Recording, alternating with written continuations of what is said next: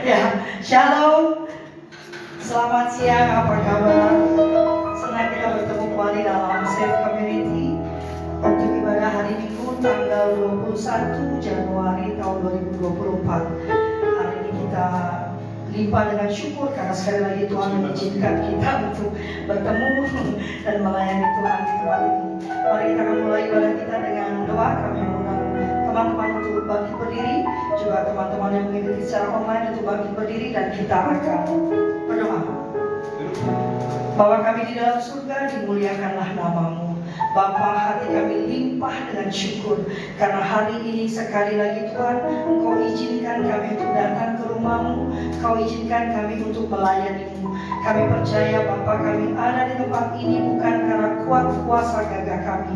Kami ada di tempat ini bukan karena kami lebih baik dari orang-orang lain. Kami ada di tempat ini karena perkenalan-Mu yang luar biasa dalam hidup kami. Kami ada di tempat ini karena kasih setiamu yang terus ada bagi kami di setiap hari kami. Bapa, kami berdoa untuk saudara-saudara kami, sahabat-sahabat kami, teman-teman kami yang mungkin saat ini dalam perjalanan menuju tempat ini. Bapa, Engkau yang bisa mempergegas langkah mereka, hilangkan semua penghalang yang menghambat mereka untuk datang ke tempat ini tepat waktu Bapa, agar kami dapat berkumpul bersama di tempat ini, menikmati hadirat-Mu yang manis di tempat ini.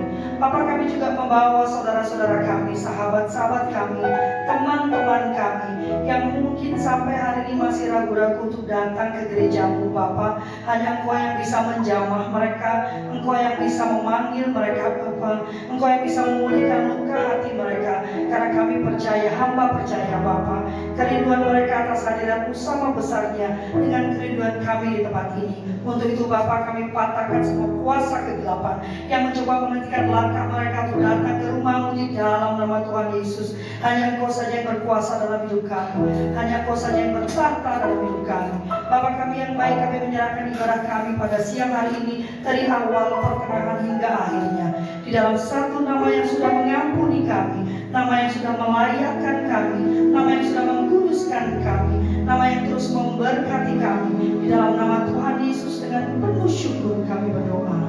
Amin. You.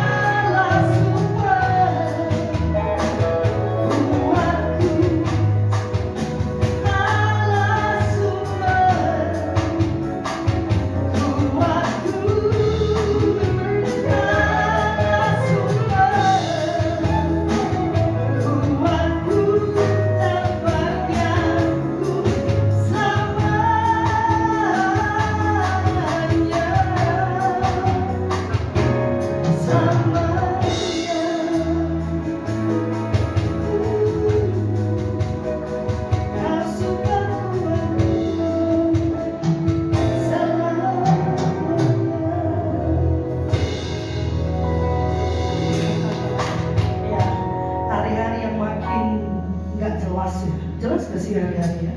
Makin kita membutuhkan panduan dan pimpinan Tuhan dalam hidup kita. Kita akan menyiapkan hati kita untuk mendengarkan firman Tuhan yang sudah Tuhan titipkan dalam hati hamba-Nya Pendeta Abednego.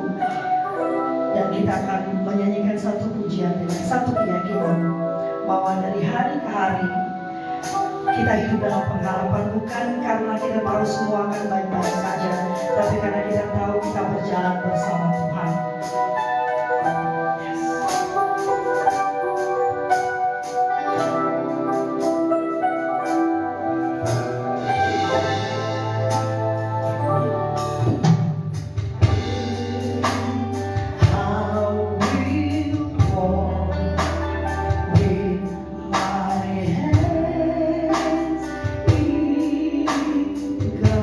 God.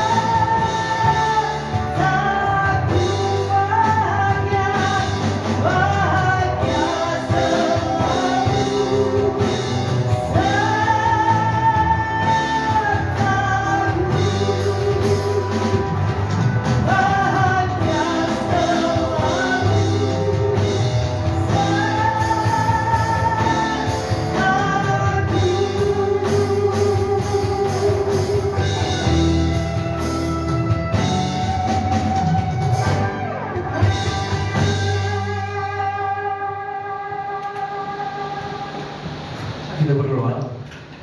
Bapa yang baik, kami bersyukur pada siang menjelang sore hari ini Engkau Allah selalu senantiasa memberkati setiap kami, pribadi kami. Kami bisa menaikkan setiap puji-pujian sebagai ungkapan bahwa Engkau layak ditinggikan dan diagungkan Tuhan. Terima kasih atas kelayakan untuk segala sesuatu yang telah Kau berikan kepada kami, sehingga kami bisa menikmati hari demi hari segala nafas kehidupan yang Kau berikan kepada kami. Itu menjadi sebab kekuatan untuk mengingat kebaikan-Mu. Pada hari ini Bapa, kami akan duduk diam untuk mendengarkan firman-Mu. Berkati hati dan pikiran kami dan hamba-Mu yang menyampaikan. Kiranya damai sejahtera Allah memberkati setiap kami, dan firman-Mu bisa menguatkan kami dalam kehidupan kami. Dalam nama Tuhan Yesus Kristus kami berdoa. Amin. Salam. Salam.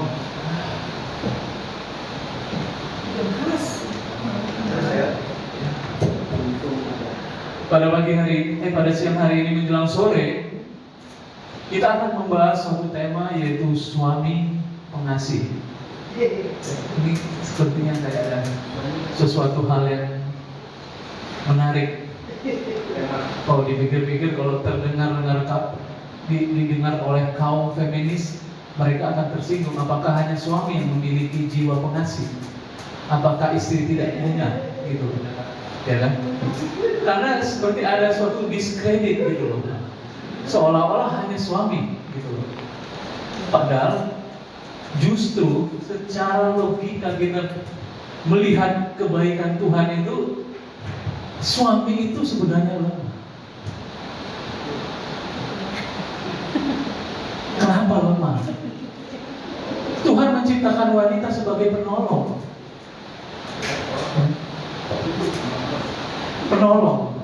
Penolong dan penodong, ya, lebih tepatnya ya.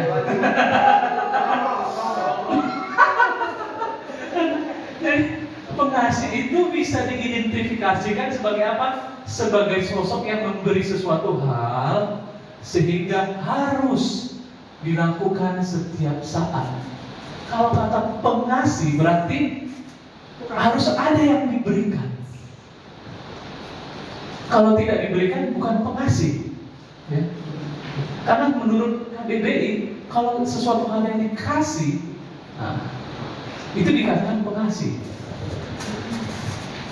Pemberontak, dia melakukan sesuatu hal yang tidak baik, dia memberontak. Pemberi, dia melakukan apa keinginannya. Jadi pengasih, kalau disimpulkan, dia harus bisa memberikan kasih itu sendiri. Tetapi kenapa demikian? Kalau wujud kasih sebenarnya bukan hanya dari pihak suami saja. Konteksnya kita harus melihat bahwa temanya ini membahas tahap demi tahap sepertinya. Hanya tujuannya untuk melihat bahwa pokok pikirannya itu kita sedang membahas bahwa suami itu harus menjadi tolak ukur supaya kehidupan dalam rumah tangga itu terwujud sebagai gambaran citra Allah. Gitu. Kenapa demikian? Kalau dipikir-pikir, saudara-saudara yang dikasih oleh Tuhan, pengasih itu adalah sesuatu hal yang sulit dilakukan, tetapi sangat gampang dipahami. Orang bisa buat berjilid-jilid buku tentang kasih, tapi keterbatasan manusia bisa menggagalkan rentetan apapun yang dituliskan. Karena sangat-sangat sulit bisa mengasihi. Tetapi mengapa dikatakan dalam judul ini, dalam tema ini, suami pengasih? Karena dalam saat saya mengambil analogi, dalam suatu bangunan, pondasi yang begitu kuat dipegang oleh suami. Menurut tema ini, ya, saya tahu pasti akan ada ketersinggungan, tapi saya pikir kan, makanya tadi saya lanjutkan menurut tema ini, gitu loh. Jadi jangan langsung disimpulkan bahwa istri tidak memiliki pondasi dalam rumah tangga. Justru di sini kita akan membahas bagaimana sikap sebagai suami yang pengasih. Ketika saya melihat sosok suami yang pengasih itu, saya mencari mana sih dalam Alkitab ini yang menunjukkan bahwa karakter suami yang pengasih itu. Karena kita baru melewati nuansa Natal, saya mengambil satu tokoh yang tidak terlalu banyak dituliskan, dikenal, tetapi memiliki makna yang sangat mendalam untuk terwujudnya bahwa Allah mengasihi kita, yaitu Yusuf. Yusuf, suaminya Maria. Saudara-saudaraku dalam Tuhan, kita buka firman Tuhan pada siang hari ini yang terambil dari Matius pasal 2 ayat 13 sampai 15. Penyingkiran ke Mesir. Saya akan bacakan bagi kita semua. Setelah orang-orang Majus itu berangkat, nampaklah malaikat Tuhan kepada Yusuf dalam mimpi dan berkata, "Bangunlah, ambillah anak itu serta ibunya, larilah ke Mesir dan tinggallah di sana sampai aku berfirman kepadamu, karena Herodes akan mencari anak itu untuk membunuh dia." Maka Yusuf pun bangunlah, diambilnya anak itu serta ibunya malam itu juga, lalu menyingkir ke Mesir dan tinggal di sana hingga Herodes mati. Hal itu terjadi supaya genaplah yang difirmankan Tuhan oleh Nabi, "Dari Mesir kupanggil anakku." Kita fokusnya jangan dulu kepada Kristus, karena menurut tema pada siang hari ini kita harus fokus kepada suami pengasih. Kalau dipikir-pikir, Yusuf adalah orang yang sangat-sangat menunjukkan karakter dari hal itu. Karena apa? Tuhan melihat Yusuf bukan karena dari sikap, postur, gestur tubuhnya yang kuat, bukan karena kecakapannya sebagai orang yang bisa melakukan apa saja. Justru Tuhan menekan mentalitas Yusuf pada saat itu. Tidak ada sikap apapun pada saat itu yang Tuhan perhatikan dari seluruh umat Israel sehingga Tuhan hanya tertuju kepada Yusuf. Kalau berbicara tentang pengasih, bagaimana Yusuf bisa mengasihi Maria pada saat itu kalau tidak dia melihat Tuhan sebagai unggulan dari cara dia untuk melakukan kasih itu. Saudara-saudaraku yang kasih Tuhan, gampang sekali. Coba kita mainkan mindset berpikir kita. Apa kita bisa menjadi Yusuf pada saat itu? Gak akan bisa. Tiba-tiba bukitnya datang, gua hamil nih, gitu kan. Mau nggak jadi suami saya? Kemarin dia datang malaikat terus bilangin, waduh, kalau orang Betawi itu langsung nyablak kan, wih gila aja mau ngawinin lu, itu anak siapa kok nggak tahu kata gitu kan. Nah, gue yang tanggung jawab, yang hamilin siapa gitu. Nah, tapi Tuhan menekan mentalitas Yusuf pada saat itu. Pada saat itu sebelum malaikat menjumpai dia untuk melakukan apa yang menjadi hal-hal dalam rentetan bagaimana Tuhan memperlakukan Yusuf. Setelah Yusuf menerima itu, dia mulai berpikir, apa yang harus saya lakukan dengan keadaan seperti ini? Walaupun firman Tuhan berbicara sedikit tentang perilaku Yusuf, coba kita pandang pribadi Yusuf secara emosional. Apakah bisa kita seperti Yusuf? Enggak. Makanya dalam Matius pasal 7 ayat 12 dikatakan, segala sesuatu yang kamu kehendaki supaya orang perbuat kepadamu, perbuatlah demikian juga kepada mereka. Itulah isi seluruh hukum Taurat dan kitab para nabi. Itu berbicara tentang Allah mengasihi manusia, sehingga apa yang menjadi contoh yang Allah lakukan, itulah harus kita lakukan. Terangkumlah itu dalam sebuah kitab yang kita pegang teguh, yaitu Bible. Intinya cuma satu, kasih. Walaupun tidak tersirat, tidak tertulis secara nyata di situ, tapi tujuannya itu adalah kita harus memahami kasih itu. Makanya ketika saya melihat Yusuf secara emosional, yang satu yang saya pikirkan, dia pasti sangat-sangat mengalami tekanan secara psikologis. Dia harus menerima Maria yang hamil dan dia tahu bahwa itu bukan perbuatan dia. Itu yang pertama. Yang kedua, dia harus direpotkan lagi dengan keberadaan Maria yang pada saat itu menjadi gunjingan. Lebih bagus kita mencuri pada saat itu daripada melakukan hal yang menjadi aib dalam kehidupan kita. Yaitu apa? Hamil di luar nikah. Dalam hukum Israel itu bisa dirajam oleh batu. Dan itu menjadi aib yang sangat luar biasa. Sasaran empuk yang paling tepat dan paling menjadi sasaran yang jelas itu siapa? Yusuf. Karena pada saat itu Maria dekat kepada Yusuf. Jadi orang tidak melihat lagi siapa. Sasarannya apa? Yusuf.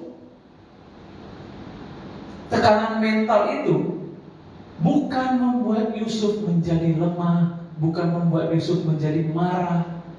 Walaupun secara nurani Yusuf sangat-sangat terbebani dengan hal itu. Walaupun tidak tertulis dalam Alkitab. Kita aja difitnah aja sedikit langsung.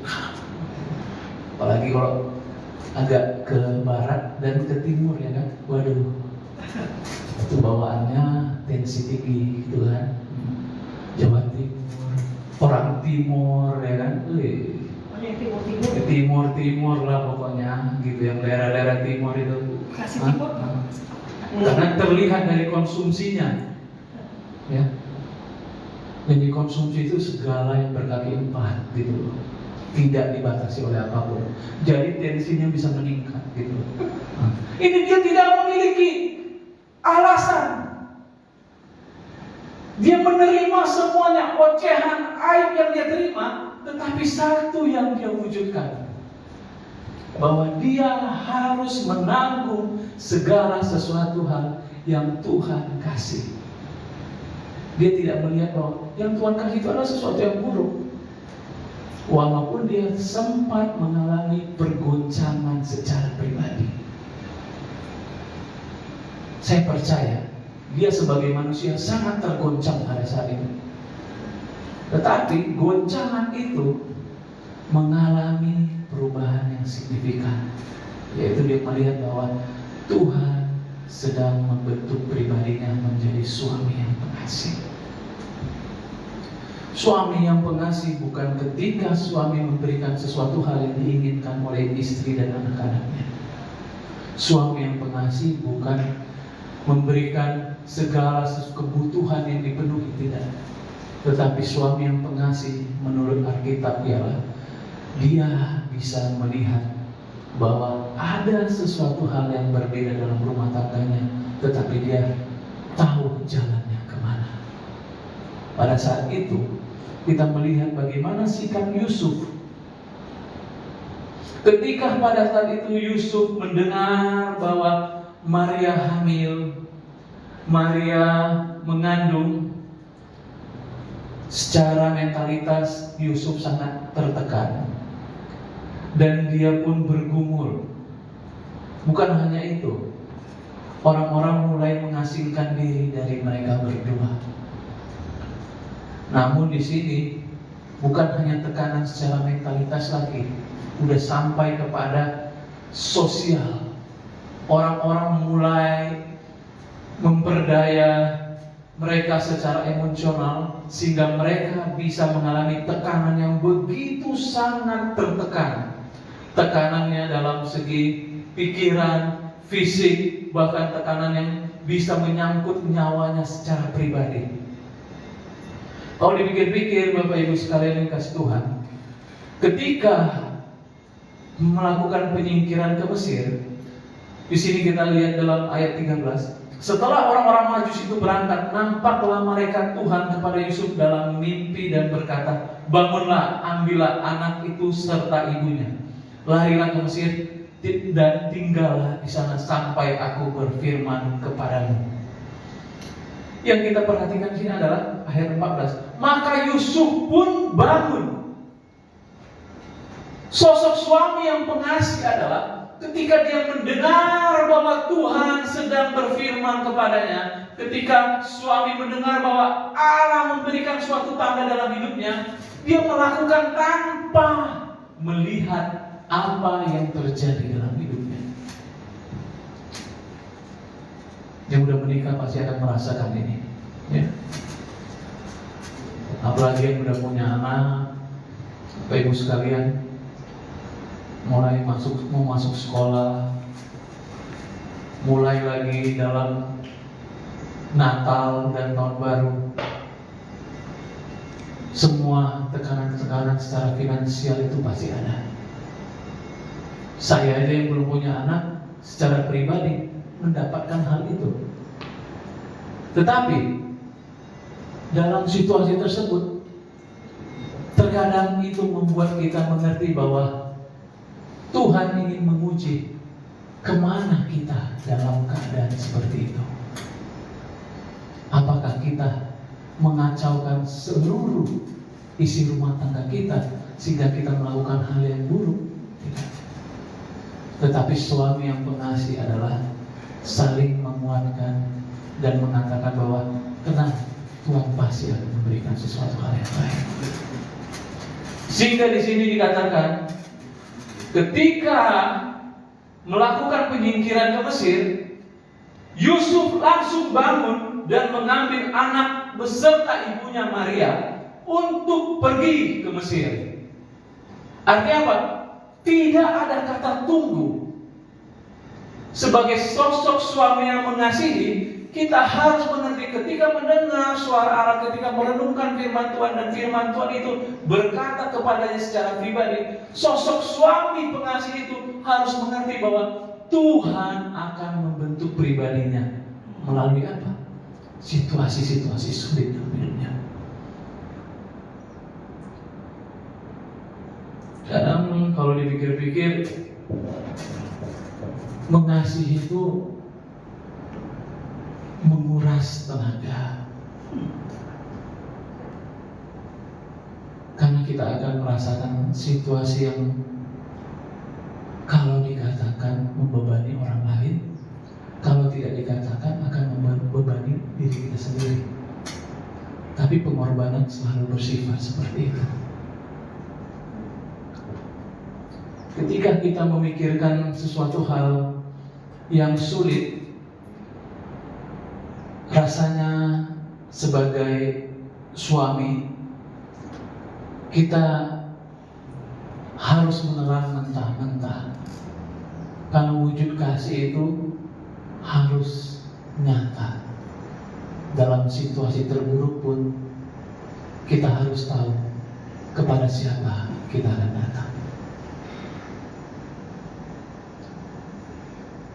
Contohnya secara pribadi, kalau saya ada masalah, kalau ada keadaan yang rumit, walaupun secara gestur tubuh dan secara psikologi, istri saya bertanya, ada masalah apa? Saya selalu jawab, gak ada masalah apa-apa. Jadi pengasih itu bersifat pengorbanan. Untuk itu kita harus memahami bahwa ketika kita menyampaikan sesuatu hal sebagai sosok suami yang mengasihi bukan berarti kita harus memberitahukan segala sesuatu hal yang membebani diri kita.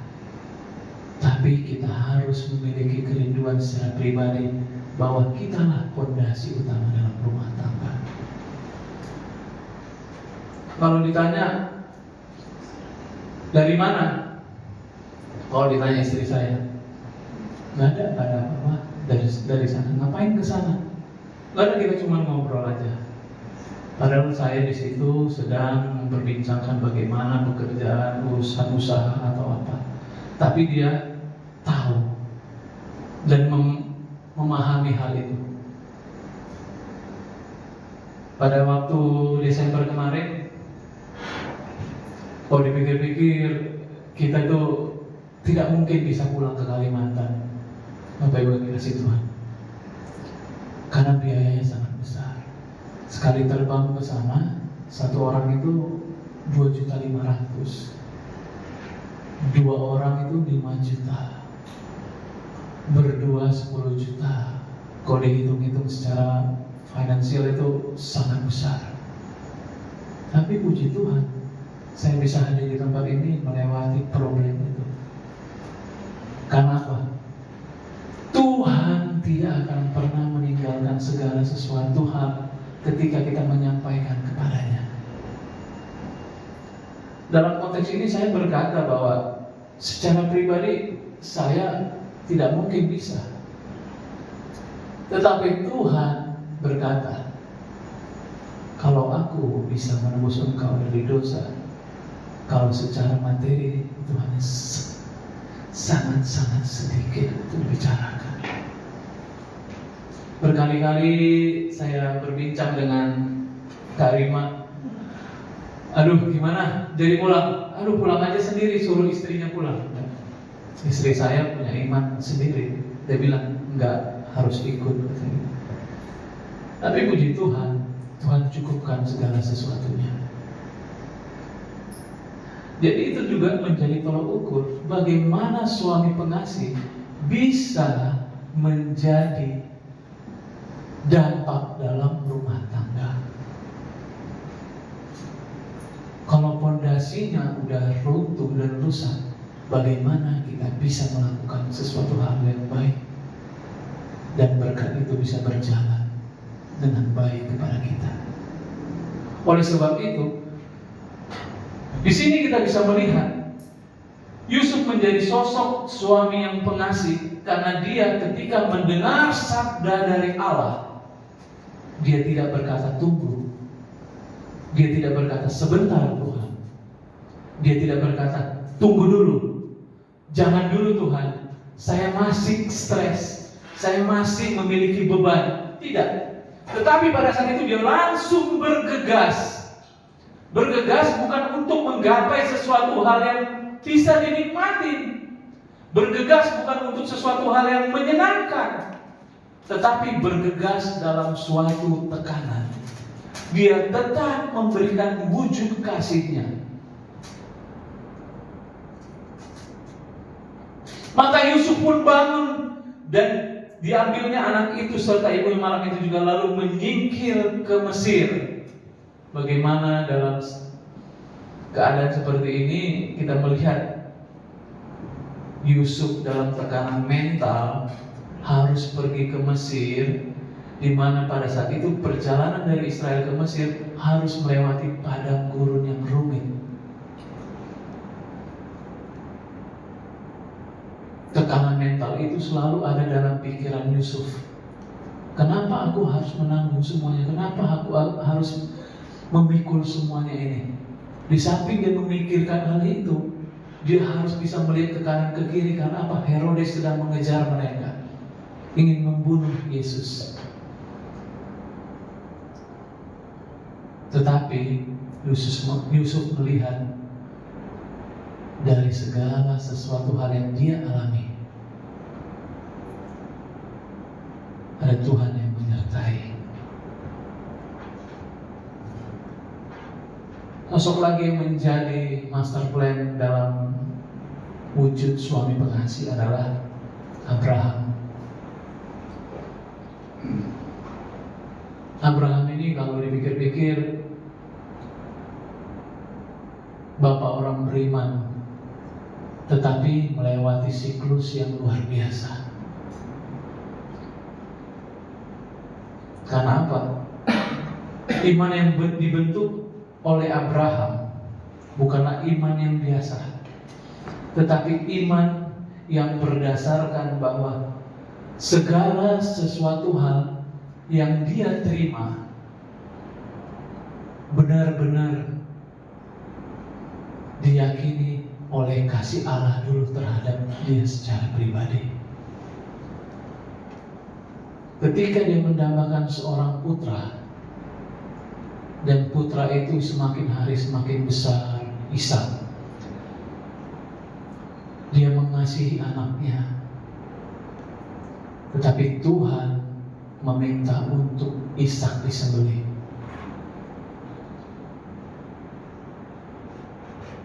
Boleh kita lihat, suami pengasih itu tidak melewati sesuatu hal yang gampang, Bapak Ibu yang kasih Tuhan. Jadi istri-istri harus bisa melihat, kalau bilang suami saya sangat mengasihi saya, ada sesuatu hal yang besar yang terjadi di dalam pikirannya.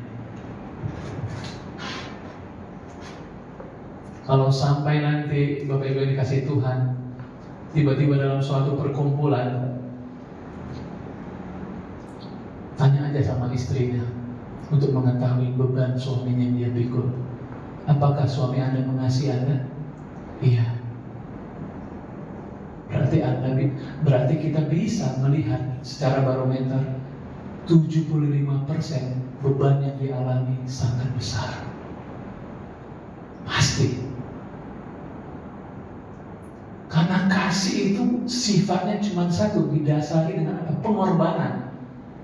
Pengorbanan secara apa? Fisik, finansial, mentalitas. Dan istri melihat, dia, Tuhan tidak salah memberikan dia kepada saya. Dia sangat mengasihi saya. Latar belakangnya apa? Karena dia melihat bahwa si suami melewati sesuatu hal yang besar, tetapi tetap bertahan dalam situasi rumit tersebut.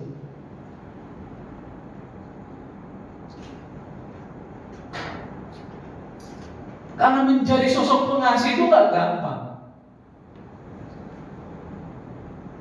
Apalagi kalau sampai istri kita berkata, suami saya sangat mengasihi kita. Pertama, beban yang dia pikul.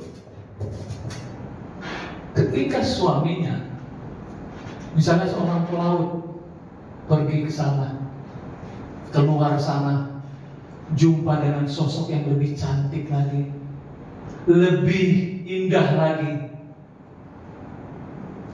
tetapi dia memilih untuk menelepon istrinya.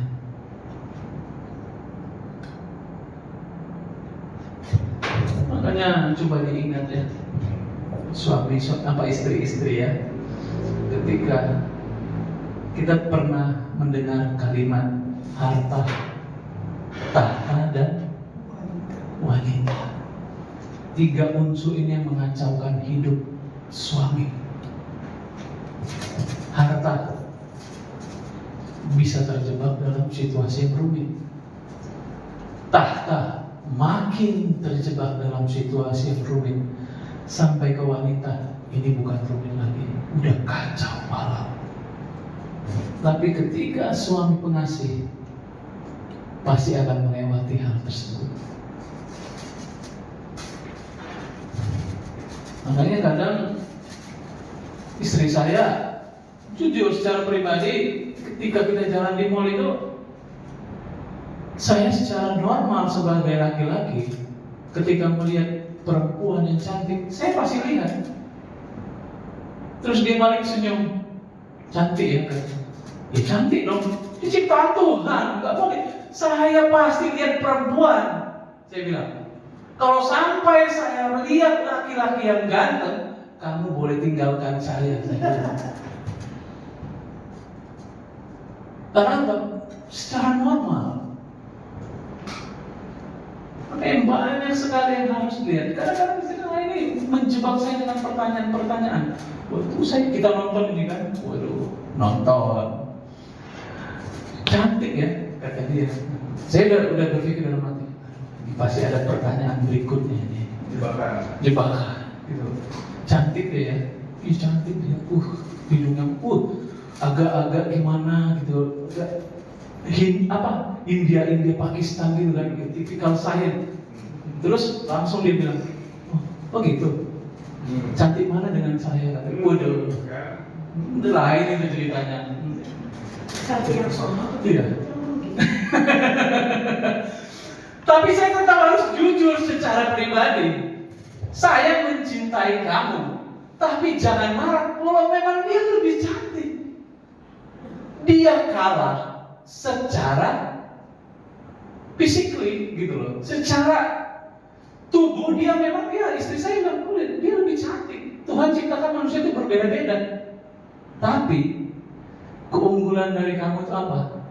Kamu yang saya cinta, itu aja. Makanya ketika saya di mall itu, dia tuh biasa aja kalau ngelihat orang jalan gitu, cewek jalan, dia pasti tahu saya lihat itu. Cantik. Wih, saya bilang gitu, jenjang kaki bagus banget, tinggi, bagus banget. Memang ciptaan Tuhan luar biasa. Gitu. Iya ya. Terakhir dia udah ngomong, iya ya cantik juga ya. Dia nggak mau marahin saya lagi. Karena apa? Dia pasti mikir, suami saya normal gitu. Ya. Kalau saya lihat, ganteng ya, terus dia kan kaget itu. Bahaya nih, dibawa ke dokter ntar. Jadi kita melihat bahwa suami pengasih itu, di balik kata kasih, dia memikul beban yang begitu berat dalam hidupnya. Karena dia harus menggeser egonya, dia menggeser keinginannya, dia harus bisa menggeser kebutuhannya, tetapi dia memberikan sesuatu hal yang layak dalam rumah tangganya.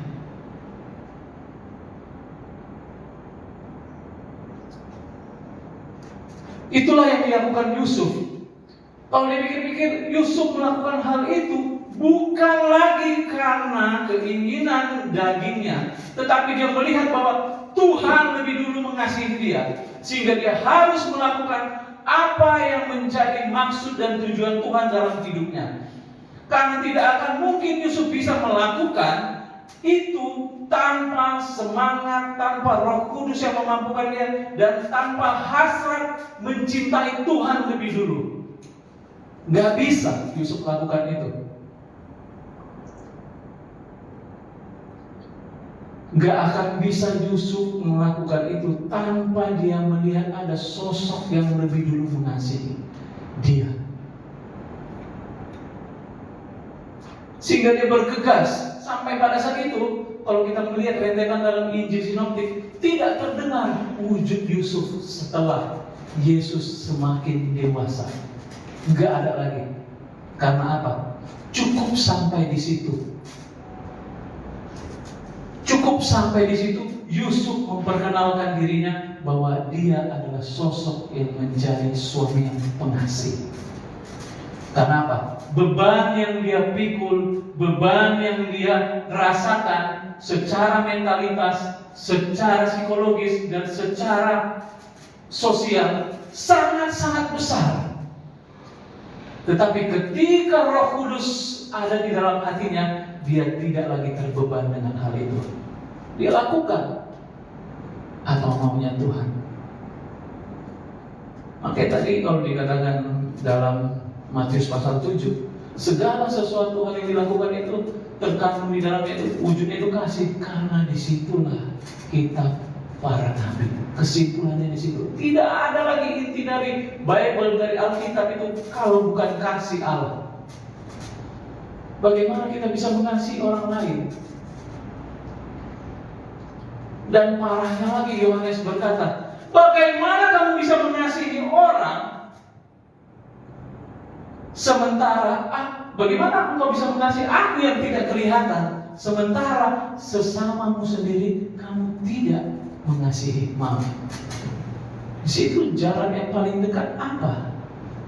rumah tangga. Bagaimana kamu bisa mengasihi istri kamu yang seperti ini, anak kamu yang seperti ini, sementara kamu berkata, aku mengasihi Engkau Tuhan. Menjadi suatu hal yang ironis menurut saya. Kita berkata, Tuhan itu baik, Tuhan itu luar biasa. Seperti itu. Tapi suatu hari saya diperjumpakan dengan satu sosok ibu yang ada di daerah Malang. Dia berkata, Pak Abed, saya udah 15 tahun menikah. Tidak pernah sekalipun suami saya memberikan yang baik pada saya. Saya salah dikit ditempeleng. Saya salah dikit ditampar. Saya salah dikit digebukin, kata gitu. Saya nggak kuat.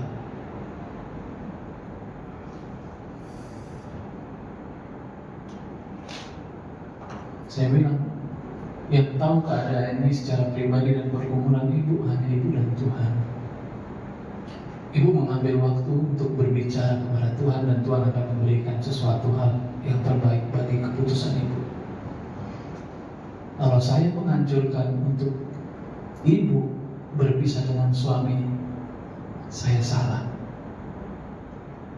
Tapi kalau ibu melakukan sesuatu hal dengan keputusan ibu, karena ibu melakukan hal yang benar di hadapan Tuhan, ibu akan melewati situasi sulit, tapi Tuhan akan memperbaiki kehidupan ibu secara pribadi. Dia bilang, tiba-tiba waktu saya pindah ke Flores, Ruteng, saya dengar dia bercerai. Yang menarik, suaminya pada saat ini adalah seorang pendeta. Saya nggak berani menganjurkan perceraian dalam setiap rumah tangga. Tapi kalau Tuhan merancangkan segala sesuatu hal dengan baik, dan ketika dia mempertemukan dengan orang yang tepat, Tuhan akan memperbaiki kehidupan rumah tangga.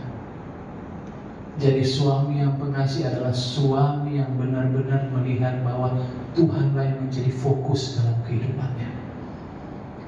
Saya akan berkata salah, saya akan merasa salah dan dihantui dengan kebersalahan kalau sampai saya mengatakan kepada orang lain, kamu bercerai.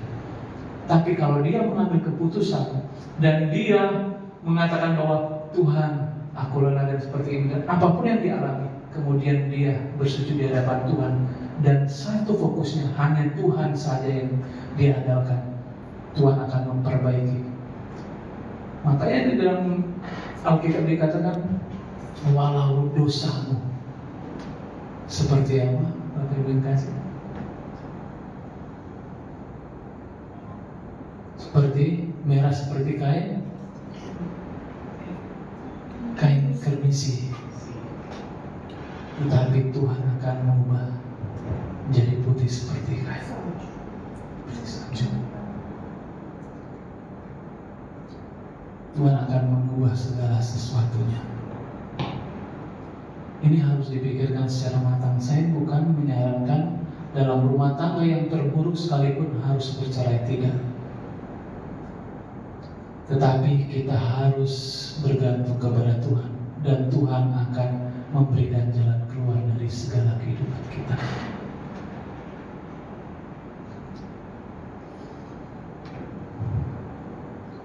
Apa yang menjadi pokok utama dari hal itu? Pak, kok kayak skenarionya seperti benar? Enggak, saya tidak ada merencanakan hal itu. Tidak. Kenapa Tuhan pakai Abraham sebagai bapak orang yang beriman, tetapi dia bersetubuh dengan Hagar hingga lahir Ismail? Tapi Tuhan juga memberkati Ismail atas tanah perjanjian, bukan hanya Ishak. Jadi janganlah kita menjadi Tuhan atas kebersalahan manusia. Biarlah Tuhan yang merancangkan segala sesuatunya. Begitu juga kita sebagai suami.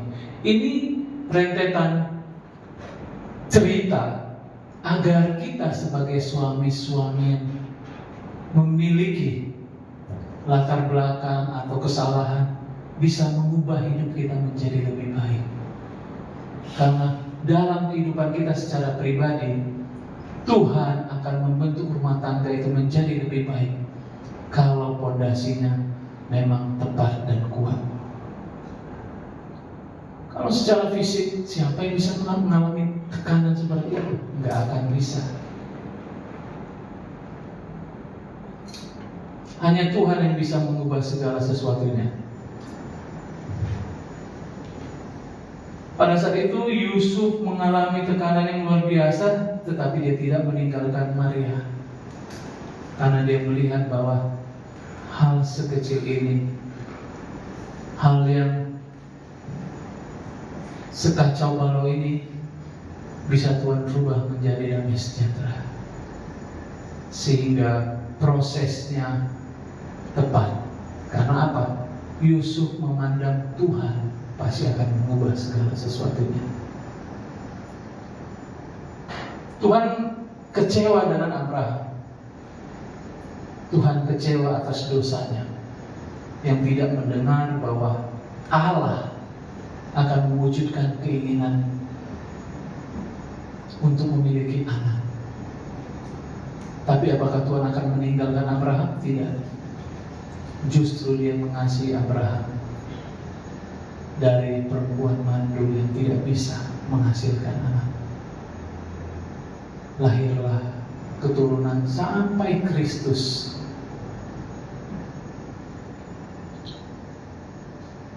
Jadi suami pengasih adalah suami yang memiliki pengorbanan yang besar. Dalam pengorbanannya, dia melihat bahwa Tuhan menjadi sosok dan fokus utama dalam kehidupannya. Yusuf dan tokoh-tokoh lainnya merupakan tokoh-tokoh yang tidak sesempurna Kristus. Tetapi percayalah, mereka akan mengalami situasi yang rumit sebagai suami, tetapi ketika fokusnya dengan Tuhan, Tuhan akan membentuk karakter suami menjadi suami yang pengasih. Dan pada saat itu, ketika dibertanyakan oleh orang lain, apakah suamimu mengasihimu? Iya, dia sangat mengasihi saya. Di balik kalimat itu terdapat begitu banyak hal yang harus dikorbankan. Demikianlah firman Tuhan pada siang menjelang sore hari ini, supaya kita bisa berhikmat dalam memposisikan diri sebagai suami-suami yang bisa mengasihi. Tujuannya apa? Untuk menjadi suami yang pengasih, kita tidak boleh kalah dengan situasi, tidak boleh kalah dengan keadaan, tidak boleh kalah dengan setiap beban yang kita pikul. Tetapi kita percaya bahwa fokus utama suami pengasih adalah Tuhan yang selalu menyertai kita. Sehingga dalam fondasi rumah tangga, sosok suami pengasih adalah sosok suami yang takut akan Tuhan. Saya mengundang untuk hamba-hambanya main musik untuk mengambil tempat. Kita akan menaikkan satu pujian.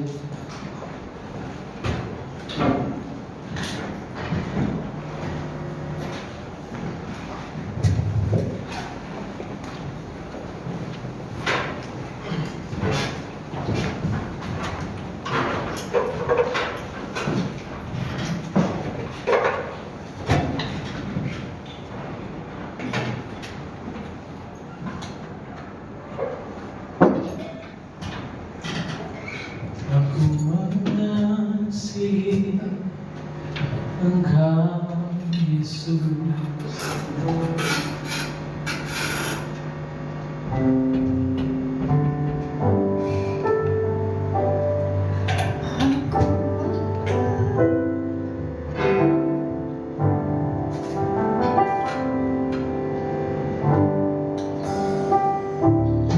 aku mengasihi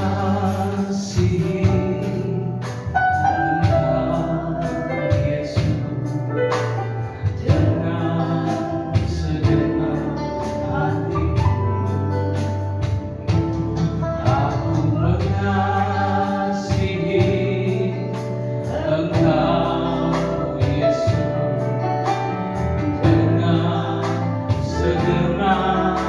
jiwaku kudukan, ku renungkan firman-Mu siang dan malam, ku pegang perintah-Mu dan ku lakukan.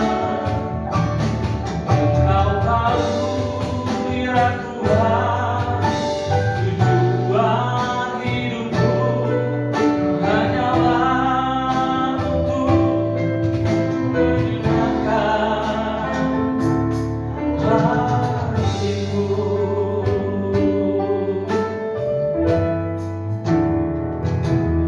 Aku mengasihi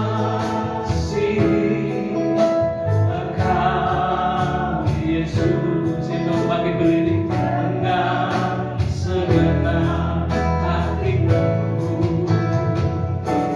Aku mengasihi Engkau Yesus dengan segenap jiwaku.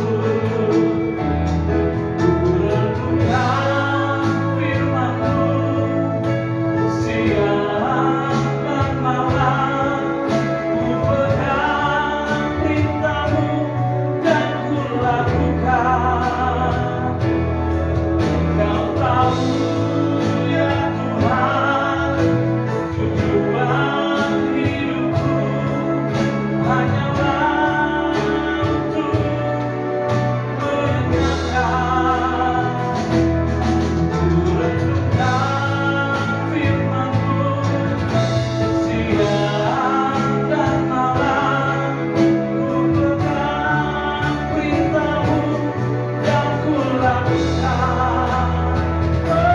Engkau tahu ya Tuhan, tujuan hidupku hanyalah untuk menyenangkan, hanyalah untuk menyenangkan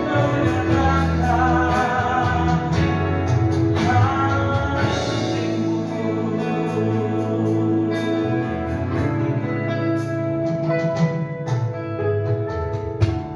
Benar Tuhan,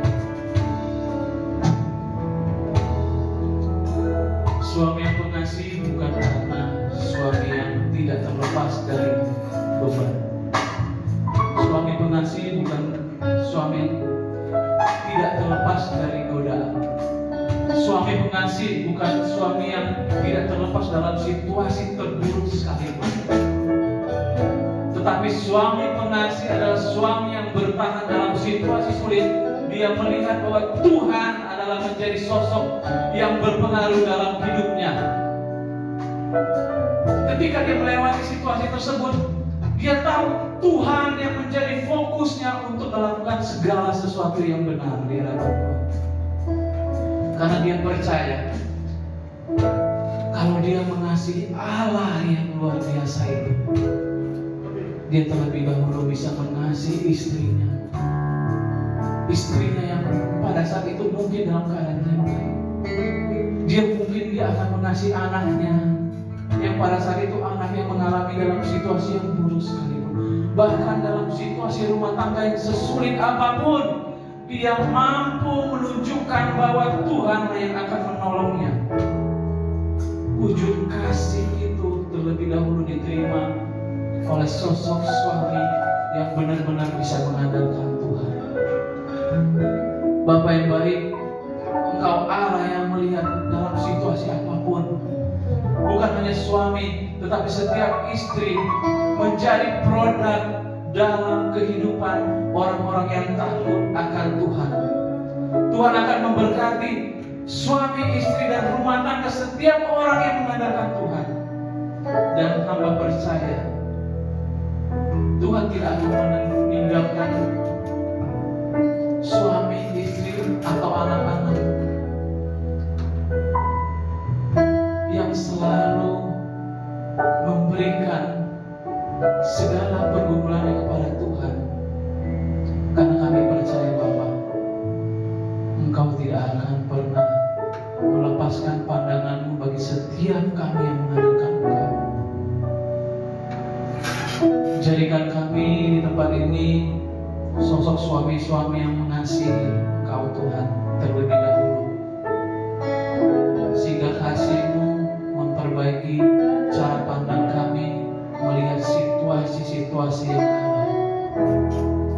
Karena kami percaya ketika kami mengasihi Engkau Tuhan, Engkau akan memberikan damai sejahtera dan Engkau tidak akan pernah meninggalkan kami. Kami percayakan setiap hamba-hamba-Mu di sini dalam setiap talenta yang mereka miliki, hamba dan segala sesuatu yang ada di tempat ini, Ibu Gembala beserta keluarga kami dimanapun berada, semua tidak luput dari damai sejahtera yang Engkau berikan kepada kami. Karena kami percaya Bapa, ketika kami mengandalkan Engkau, kasih itu akan menyebar, kasih itu akan melampaui apa yang kami pikirkan, kasih itu akan mengalir dalam setiap kehidupan kami.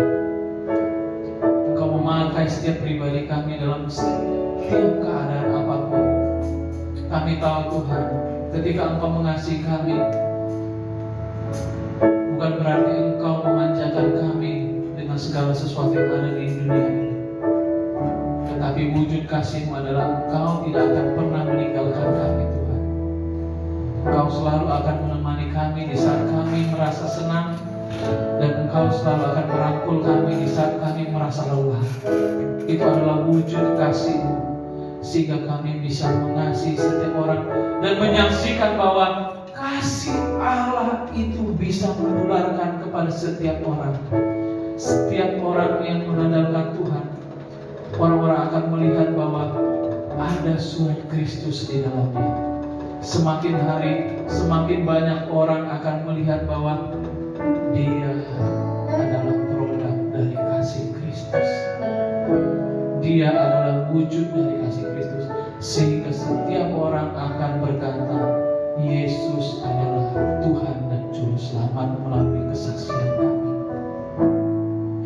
Bapa yang baik, kami bersyukur Engkau Allah yang selalu senantiasa memberkati kami secara pribadi. Kami mau berdoa untuk setiap pekerjaan tangan kami, dalam setiap aktivitas kami. Engkau memberkati kami Bapa. Keluarga kami tidak luput dari segala urapan dan kasih sayang. Segala apapun yang kami usahakan dalam setiap pekerjaan kami, di luar pelayanan kami, Engkau memberkati. Engkau memberikan kesehatan, Engkau memberikan kekuatan. Jadikan kami terang dan garam bagi setiap orang. Kami percayakan segala sesuatu ke dalam tangan-Mu Tuhan. Anak-anak Tuhan yang mengambil peranan dalam institusi atau pekerjaan apapun di dunia ini, terlebih lagi di negara ini, Engkau jadikan mereka menjadi surat Kristus yang hidup. Engkau jadikan mereka menjadi contoh, sehingga orang bisa mengenal Kristus dari setiap pribadi kami. Bapa yang baik, dalam situasi negara kami pada saat ini juga, Engkau mengambil bagian Bapa. Nuansa politik yang begitu mulai memanas, tapi tidak mempengaruhi setiap kami untuk terkecoh dengan segala sesuatu yang tidak baik. Kami tetap bisa menjadi contoh, kami tetap bisa menjadi berkat bagi orang lain. Engkau memberkati segala sesuatu yang berjalan dengan baik. Engkau memberikan damai sejahtera di tengah-tengah negara kami Bapa. Pemimpin negara kami dari paling atas sampai yang paling bawah tidak luput dari kasih sayang dan pemeliharaan. Kami percayakan segala sesuatu ke dalam tangan Bapa. Hamba-hamba Tuhan, segala yang mereka kerjakan dan mereka memiliki beban misionari, segala apapun yang Engkau pakai sebagai alat, tidak luput dari kasih sayang. Mereka yang dalam pergumulan juga semuanya dalam kontrol-Mu Tuhan. Engkau Allah yang mendengar, Engkau Allah yang melingkupi mereka. Mungkin pada saat ini ada hamba Tuhan yang dalam keadaan sulit, Engkau Allah menggerakkan setiap hati orang yang bisa menamburkan segala sesuatu hal untuk bisa menjalankan apa yang menjadi kerinduan-Mu dalam kehidupan kami Bapa. Engkau juga memberkati hamba-hamba Tuhan di gereja ini. Engkau memakai mereka menjadi terang dan berkat. Engkau memberikan mereka menjadi sesuatu hal yang bisa menerangi kehidupan jemaat di tempat ini, Bapa. Sehingga kerinduan-kerinduan Kristus bisa tersampaikan kepada mereka, dan mereka bisa menikmati kasih sayang-Nya melalui firman-firman yang telah ditaburkan. Bapa yang baik, kami percayakan segala sesuatu yang ke dalam tangan-Mu. Mungkin ada pergumulan-pergumulan kami yang tidak bisa kami sampaikan. Engkau Allah yang melampaui segala sesuatunya akan memberkati kami. Engkau akan menjawab satu demi satu segala pergumulan yang kami panjatkan kepada-Mu, Bapa. Terima kasih Bapa yang baik, terima kasih. Biarlah Bapa, kami yang tidak sempurna ini, kami yang selalu gampang jatuh dalam dosa, yang selalu mendugakan-Mu, tetap Engkau Allah mengasihi kami. Belas kasihan-Mu selalu melingkupi hati kami. Belas kasihan-Mu selalu hadir dalam hidup kami, Bapa. Terima kasih Bapa yang murah hati, yang kami tahu adalah Bapa yang setia. Terima kasih Bapa yang baik, hamba-Mu telah selesai berbicara dan menaikkan syafaat atas kehidupan kami. Engkau akan menjawab sesuai dengan waktu dan kehendak-Mu. Dalam nama Tuhan Yesus Kristus, Juru Selamat kami yang hidup, kami berdoa. Haleluya. Amin. Yes. Memang ada tujuannya kenapa bulan ini bicaranya pria ya. Karena kemarin minggu lalu bilang ya, karena Mazmur ya berkata bahwa berkat itu datang pada keluarga yang bapaknya, yang prianya itu takut pada Tuhan. Maka waktu saya menyusun tema, Tuhan bilang berangkat dari laki-laki, walaupun saya perempuan. Maka minggu depan kita akan bicara tentang ayah yang hadir. Bulan depan baru perempuan. Bulan ini memang kita fokus pada pria ya, bukan karena kebanyakan pria yang gaya, tapi karena setelah direnungkan memang berkat pada keluarga itu akan turun apabila bapaknya itu takut pada Tuhan. Pengumumannya minggu depan kita akan beribadah kembali di sini jam 1.30 dan tetap akan live. Moga-moga TikTok yang punya Safe Community bisa segera cukup untuk live juga ya, jadi nggak perlu lewat TikTok pribadi saya ya. Tapi nanti kita akan juga upload di YouTube kita. Dan hari Kamis kita akan punya Talking Jesus, karena kami selalu agak gagal ibadahkan ya Kamis ini. Jadi Kamis depan kita akan bicara dengan Talking Jesus. Saya mengundang para remaja ya, bukan youth tapi remaja. Dan Kamis ini saya ingin bicara tentang barcoding. Yang SMP SMA pasti tahu apa yang saya omongkan tentang barcoding, kalian tahu? Barcoding tahu ya? Kita akan bicara tentang barcodingnya. Kita akan mendiskusikan, tidak akan ada penghakiman ya sahabatku ya, karena dalam Safe Community ini kami benar-benar menjaga agar tidak ada penghakimannya. Maka dari saya senang sekali waktu ke Pendeta Abed menyinggung tentang perceraian ya. Tidak ada satu orang pun yang menikah berencana perceraian, tidak ada ya. Semuanya punya impian akan bertahan sampai akhir masa gitu ya. Kalau sudah tua kan dengan tangan minum teh gitu ya. Tapi perjalanan hidup ya, perjalanan hidup. Dan ada juga yang bisa mengatakan bahwa yang cerai itu lemah, yang bertahan kuat gitu ya. Karena biasanya demikian. Semua punya pergumulannya masing-masing. Tugas kita adalah mendoakan, tugas kita menemani untuk dipulihkan, bukan menghakimi. Jadi Anda yang merasa terhakimi ya dengan organisasi, saya akan mengatakan Tuhan ya, jangan mau dibohongi oleh setan ya. Allah itu Allah yang luar biasa baik. Dia menanti Anda pulang. Jadi kalau Anda tidak punya tempat untuk berpulang, ayo bergabung dengan kami. Hari Kamis itu akan dilakukan secara online kalau dengan anak jam 7 mungkin ya. ya. Kalau dengan remaja jam 7 secara online. Kalau ada teman anak remaja nanti saya bagikan linknya ya, teman-teman remaja. Saya punya beberapa anak remaja nanti juga saya undang secara online dan akan ditemani oleh saya dan Kak Abed ya. Kalau di halaman itu kita nyebutnya Kak Rafli dan Kak Abed ya. Kita akan tutup dengan doa berkat. Hormat bagi Allah Bapa, hormat bagi anaknya, hormat bagi Roh menghibur ketinggalannya yang esa.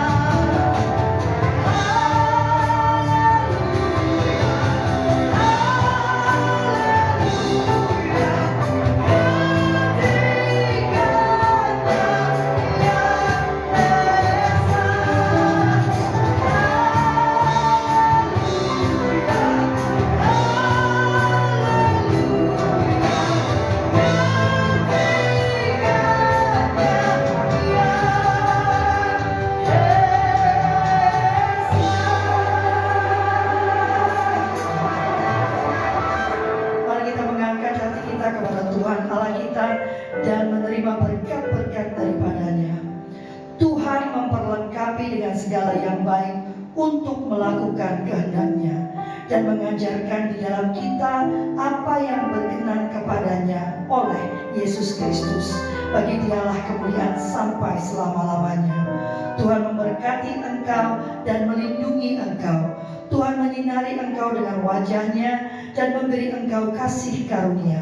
Tuhan menghadapkan wajah-Nya kepadamu dan memberi engkau damai sejahtera. Kasih karunia Tuhan Yesus Kristus dan kasih Allah dan persekutuan Roh Kudus yang menyertai kamu sekalian sekarang sampai selama-lamanya. Dan semua yang percaya sama-sama katakan amin.